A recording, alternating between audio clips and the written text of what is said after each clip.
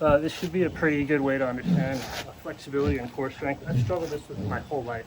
Okay, so when you're doing core strength, you want to feel your entire body line as a single surface, as if you're on the surface of the water, and you should feel a continuous surface under surface tension, like just a little bit of surface tension. And so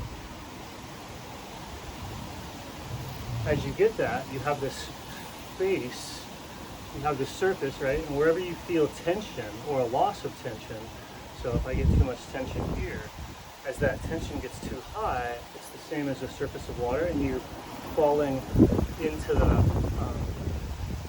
you're falling away from the surface. And so that limits your ability to interact with the surface and be athletic. Just like you're falling away, it brings your awareness, like, it's stretching deep into your muscles, right? And then the other de facto thing would be I can't generate any tension there. And that's areas that are like out of the water in the air. So one thing is overly heavy, overly constricted. The other thing is like disassociated, not inhibiting anything but unable to press, right? So you find where you have even tension,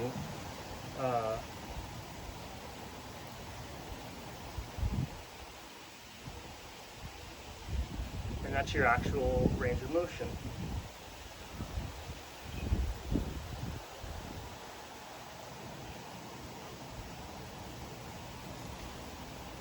Or not range of motion, that's the actual reality, where you're getting tension, you're falling in, or you're getting lack of tension, you're coming out. So if you add tension everywhere, that'll drop you under the surface where you're capable of like moving around because of the muscle tension. So it's not necessarily bad that you drop into the water, but you're working with that. And then where you touch the ground is kind of like you're standing on the ground. And so then you can ground.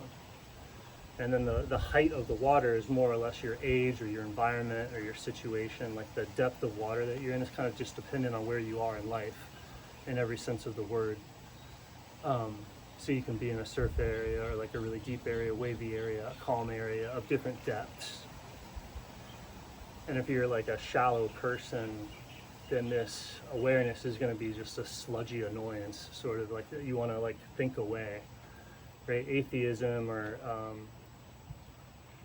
all that stuff is trying to get rid of it, all the awareness, so that there's nothing dragging on you, no inhibition of your morals, no inhibition of your desires, no inhibition of anything, right? Because as you move through reality in awareness, as you chase those things, you run into water, you run into your life.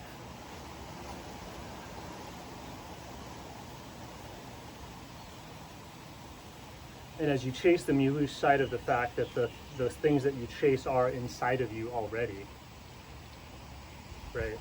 So, but that's where you want to be aware of that system, and just kind of, you want to be swimming or stretching or participating in generating tension mindfully and strategically with the whole body.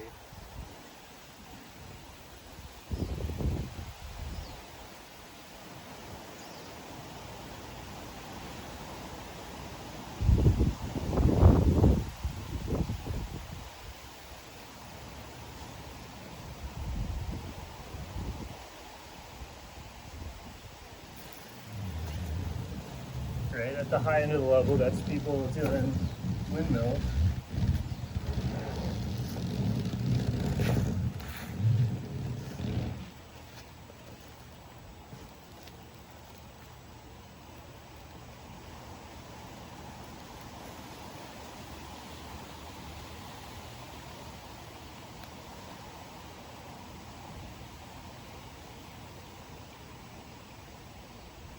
And for it to work, you have to focus on it with the belief that it's important. That you're important, that it matters or whatever. So that's why people go looking for stories that inspire them.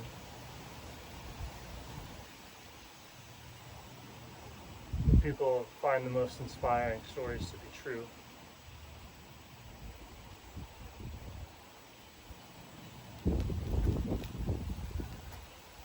Like, that's the biological definition of truth, is like that which inspires you. So some people want to escape awareness, go into the desert, go into the air, like lose the restrictions of water. That's becoming a full materialist or robot,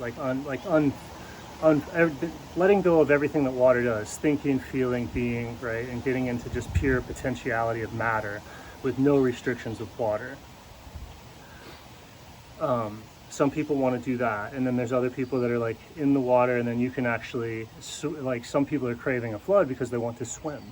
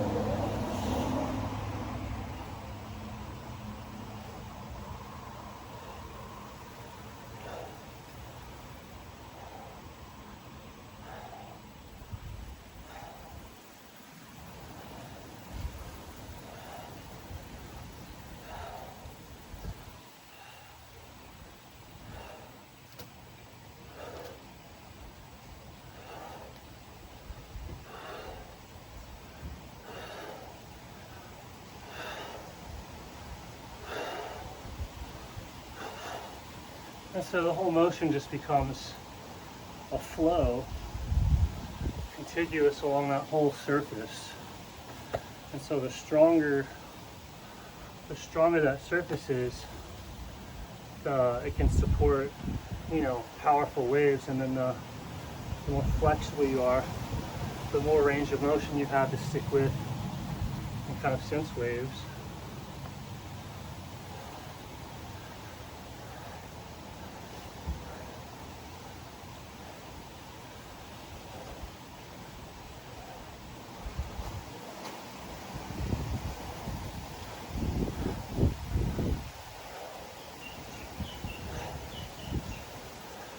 Right? Even tension from fingertips to toes. Single surface.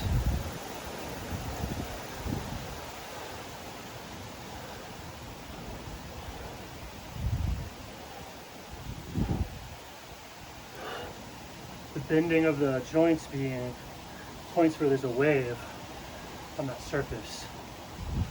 Right? So you don't hold or bend, but you wave. Polarize between tension and relaxation. And so things like a Swiss ball or kettlebell swings make that easier to do.